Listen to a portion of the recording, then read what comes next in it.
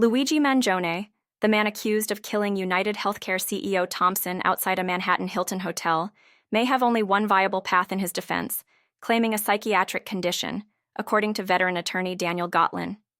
Gotlin, a New York-based lawyer who successfully used a mental health defense in a 2014 murder case, believes this strategy is Mangione's best shot at avoiding a life sentence.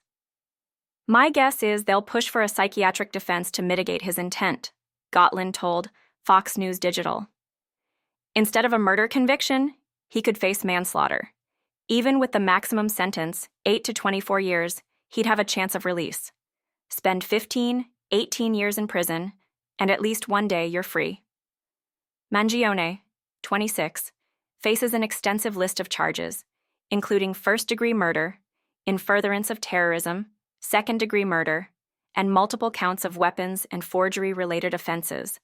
Manhattan District Attorney Alvin Bragg described Mangione's alleged actions as premeditated and targeted in a statement announcing the grand jury indictment. Authorities have linked Mangione to the murder weapon, a 3D printed gun with a suppressor, and say they found his fingerprints on evidence near the crime scene.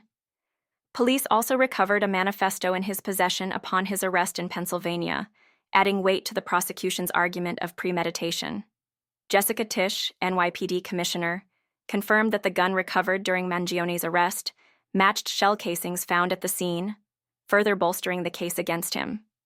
While some legal experts see a psychiatric defense as plausible, others question its feasibility given the level of planning involved.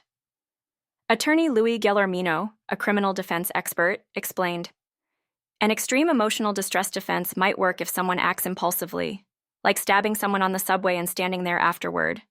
But when you've planned a getaway, used a fake ID, and carried a silenced weapon, it's hard to argue you didn't understand what you were doing." Still, Mangione's lawyer, Karen Friedman Agnifilo, has hinted at an insanity defense, calling the evidence overwhelming in an interview with CNN. Another option, according to Guillermino, is arguing that Mangione is unfit to stand trial. In this scenario, he would be hospitalized until deemed competent to face court proceedings. Mangione's background adds an unsettling twist to the case. Once a standout student, he graduated as valedictorian from Baltimore's prestigious Gilman School in 2016 and earned both bachelor's and master's degrees in computer science from the University of Pennsylvania by 2020. "This kid had everything going for him," Gotlin observed. "It seems like he had a break with reality. Maybe he's developed schizophrenia or some other psychiatric disorder in recent years, something that made him delusional." According to the National Institute of Mental Health, schizophrenia typically emerges between the ages of 16 and 30, with men often experiencing onset earlier.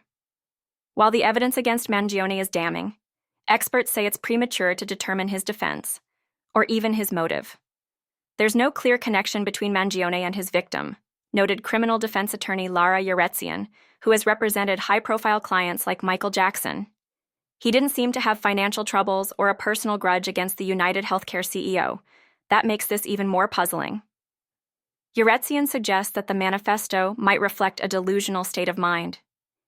Even if he wrote a detailed plan, the shooting could still have been the product of a severely unsound mind. His legal team will need to weigh this carefully before any plea discussions. Mangione's next steps will hinge on how his legal team navigates the complexities of mental health defenses and the overwhelming evidence against him. The case raises questions about accountability, mental illness, and the limits of legal strategy, questions that will unfold as the trial progresses.